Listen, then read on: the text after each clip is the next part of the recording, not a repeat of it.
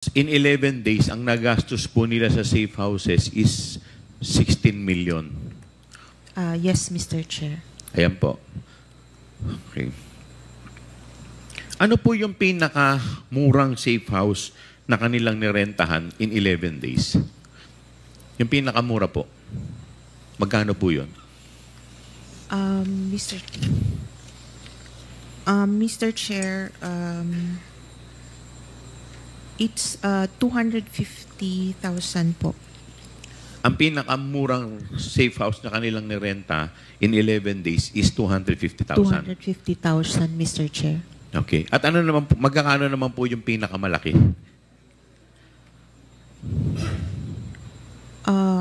Mr. Chair, meron pong 1 million po, Mr. Chair. Okay. So base po dun sa inyong official receipt, o base po dito sa official receipt na kanila pong in-issue, at dito po sa pinakikita po sa atin, may dalawa po ditong nakalagay na 1 million. So ibig sabihin po ba may dalawang safe houses sila na nirentahan in 11 days worth 1 million? Tama po ba yun? Tama po, Mr. Chair. Tama, okay. At dito po, nakalagay din po dito sa isang OR na worth 1 million, binayaran po nila to dated December 26 at yung isa naman dated, ano ba itong isa? December 28. Tama po, Mr. Chair. Dalawa po kasi yung interpretation ko niyan. Ano po bang tama? Ito pong 1 million na to ay for 11 days, which is December 21 to December 31. O dahil po dung sa date of payment December 26, doon po nagsisimula yung rentals. So 26, 27, 28, 29, 30, 31, which is 6 days. At doon naman po sa isa, December 28, which is 4 days. So yung bang 1 million na binayad nila na December 28, yung 1 million na yun in 4 days o in 11 days? Mr. Chair, it just means na nung date na yun po, nabayaran yung recipient po. Pwede But it does not follow na yun yung period cover. Yes, Mr. Chair. Pwede pong Hindi ka ba nagtaka na minsan na hindi ka naman, hindi po ba kayo nagtataka, di ba normally po sa mga rentals, magbabayad ka muna bago ka mag-occupy? Yes po, sa normal rental po. So ito po hindi normal. It's a safe house, Mr. Chair. Hindi. Tama po, I understand na safe house. Pero di ba na normally po pagka ganyan po, may mag-uupa. Pag-uupahan po ninyo ang isang lugar, hindi ka naman makakapag-occupy nang hindi ka muna nagbabayad. Minsan, meron nga pong down payment, meron pang advance payment. Karamihan. Hindi, di ba yun naman, meron ka bang instance na nauna muna yung pagpasok bago yung bayad? Meron po bang instance na ganun? Nangyayari po ba yun? Wala po akong information. Wala pong information. Kasi ang normally po, magbabayad ka muna bago ka papayagan ng may-ari na pumasok. Tama po ba? Yes, Mr. Chair. So ito po, pwede rin naman na yung payment ng 1 million is just for 4 days. Possible din naman siya. Possible Mr. din. Chair. Tama po ba? Yes, Mr. Chair. Ayun. Hindi po ba kayo nagtaka na sobrang mahal nun, yung 1 million in just 4 days? Anong klase pong safe house to? May swimming pool po ba tong safe house? May wifi? Sa BGC? May pakikita po ako sa inyong isang resort sa Shangri-La. Shangri-La, Boracay. Ang per night po nito is 22,500. This is a high-end luxury resort. It is just 25,000 per day.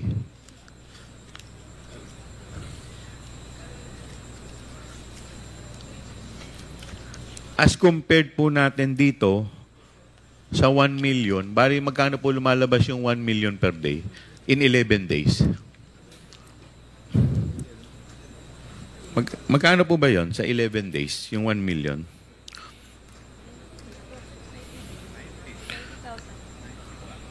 Mr. Chair, 90,000. 90,000 a day. 909. Yes, Mr. Chair. As compared po dun sa luxury resort with complete amenities. Much worse kung 4 days. Yung 1 million. 200. Magkakano po lumalabas yun in 4 days? 250, Mr. 250,000 per day. Hindi po ba kayo nagtaka kung bakit ganun kamahal?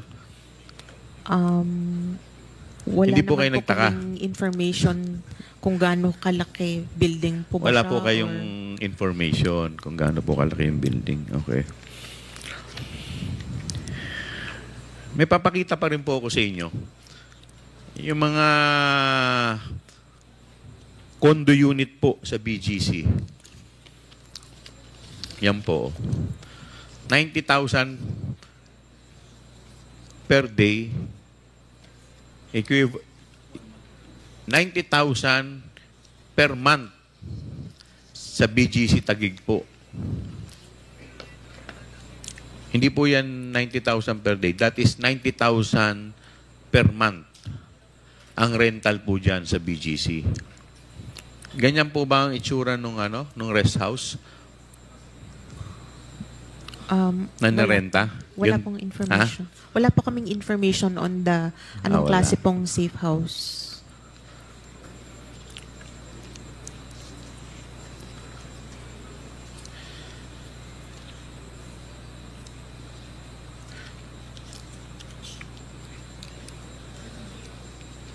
Alam po ninyo, medyo dapat, nung tinitignan po ninyo, nagtaka na kayo sa laki po ng rentals in 11 days eh.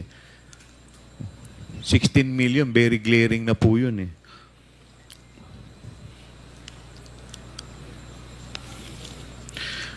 Nung December 28, 2022, ang binayaran po nila sa rentals is worth 2.850 million. Tama po ba? Yung petsang December 28, 2.6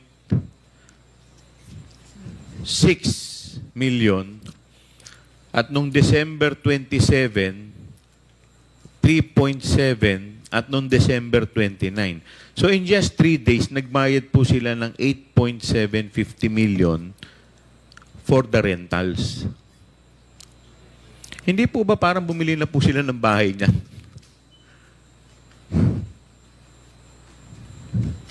Pwede. Tama Mr. po Chair, ba? hindi po allowed ang purchase ng Ayun, safe house. hindi allowed yung purchase. Since kailangan pong... Yes. Hindi rin secret. allowed yung construction. Tama ba? Yes, Mr. Chair. Okay. But that amount is equivalent to one house. 8 something million. 8.7 million. Tama po ba? Lalong-lalo na kung sa probinsya. And we have 30... Ilan to? We have 32 ba to? 32 safe houses. 34 acknowledgement receipt.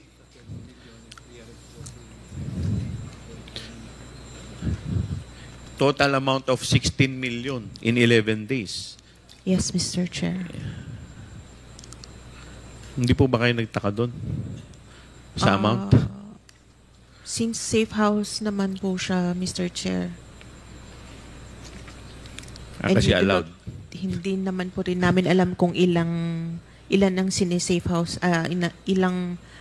Kasi kanina sinabi po ninyo, one receipt is equivalent to one safe house. Tama po ba? Tama po. Pero kung ilan yung taong ilalagay doon, or kung sino mga yon, wala po kami. Ayan, pupunta po tayo dyan sa taong binabanggit po ninyo. Balik po tayo dun sa accomplishment report. Doon po sa provision of medical and food aid.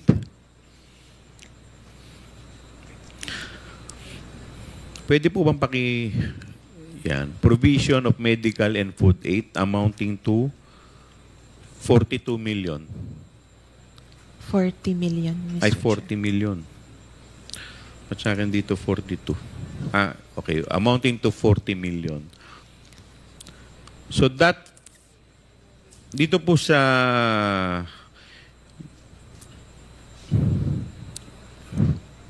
ayan po. Yan.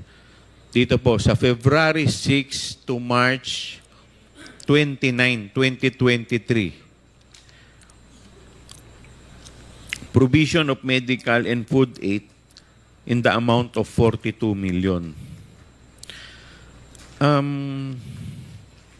Ito pong 42 million, ilang araw po ang covered nito? 53 days. Tama po ba? February 6 to March 29. From February 6 to March 29. Ilang days po ito? 53? Yes po, Mr. Chair. Okay, 53. So lumalabas po, that is equivalent to 840,000 per day, more or less. Tama po ba? Tama po, Mr. Chair. Okay. Sa isang araw po, gumagastos sila ng 840,000 para po sa pagkain at sa medicine.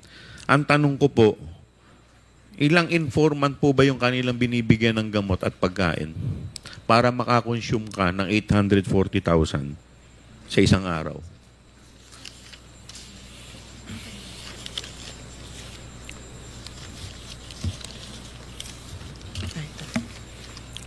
Kasi pagpalagay na po natin na 2,000 po ang isang sako, that is equivalent to 420 sacks of rice a day.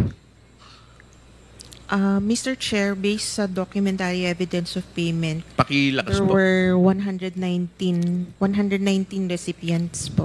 119 na acknowledgement receipts po.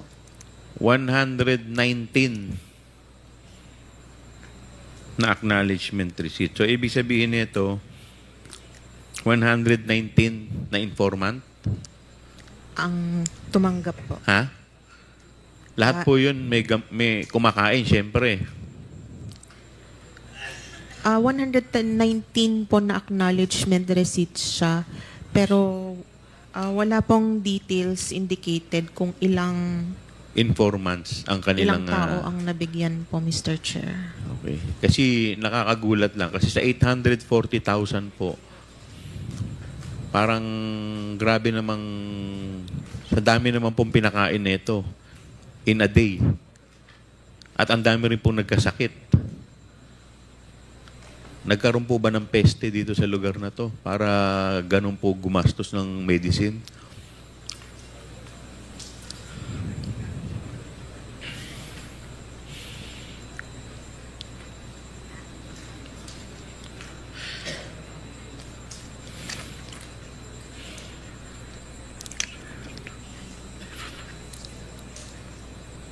So again, dito po sa food and medicine, same DEPS. Ibig sabihin, same din po yung evidence na kanilang inilabas, which is yung acknowledgement receipt. Tama po ba? Tama po, Mr. To justify ito pong purchase of medicine and food. Tama po ba? Tama po, Mr. And Chair. same format. Tama po, Mr. Chair. Same format. Same format for the rentals and same format for the medicine and food. Opo, Mr. Chair. Okay, so pare-parehas po.